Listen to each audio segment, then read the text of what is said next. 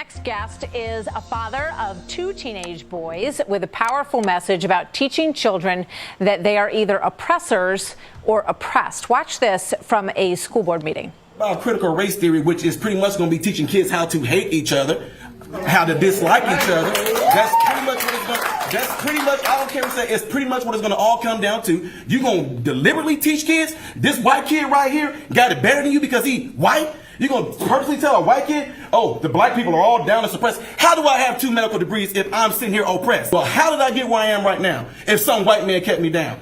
How am I now directing over folks that look just like you guys in this room right now? How? What kept me down? What oppressed me? I work for myself from off the streets to where I am right now. You going to sit here and tell me this lie of critical race theory?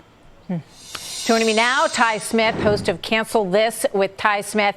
Ty, great to have you with us today. Thank you for having me. Well, tell me, what that moment was like in there, and what was the response? Were people responding positively to what you had to say, or was there some pushback? Well, no, the ones that were possibly like a part of this whole narrative that make it seem like black folks just can't do anything without getting some help from big brother government, they had nothing to say.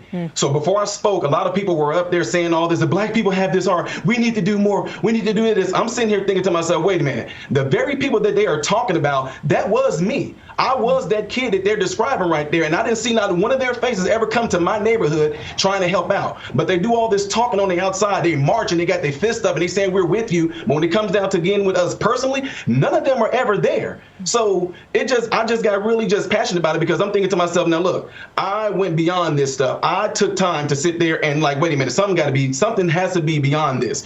I got myself together by saying, okay, what can I do to make this my life better? As a kid, as a teenager. And I just started asking questions. And as I asked questions, people pointed me in the right directions. As I kept getting pointed in the right directions, I ended up becoming successful. And the issue that I'm having with this right now is most of the people that helped me was a mixture of black and white people. And I'm the one that decided to want to do something different with my life. I grew up around the crimes. Before I was 15 years old, I seen at least 15 people get killed. I'm not talking like, just something I heard new. No, I'm talking about in front of my face. I grew up around the drugs. I grew up around the impoverished stuff. Me and my brother, when we were young, before we were even teenagers, we were going around town picking cans to turn it in for money so we can have something to eat. So when I'm hearing this stuff that people are crying about right now about the black people being oppressed because of that the white people or some white man or some white systemic racism thing, I call BS on it because I was so naive to that what they were saying that I actually was asking people legitimately like, hey, this systemic racism, where's it at? Like, where is the white man? Where is the system that's doing it? Because I like to go and talk to the people that's behind it. And when I do this, people usually respond like, oh man, it's everywhere. Well, since you are so sure that it's everywhere, then point it out and show it to me. Yeah. But nobody never could show it to me. I just want to play one. It's great talking to you. This is another part of what you said the other night that I think people will want to hear. Watch this.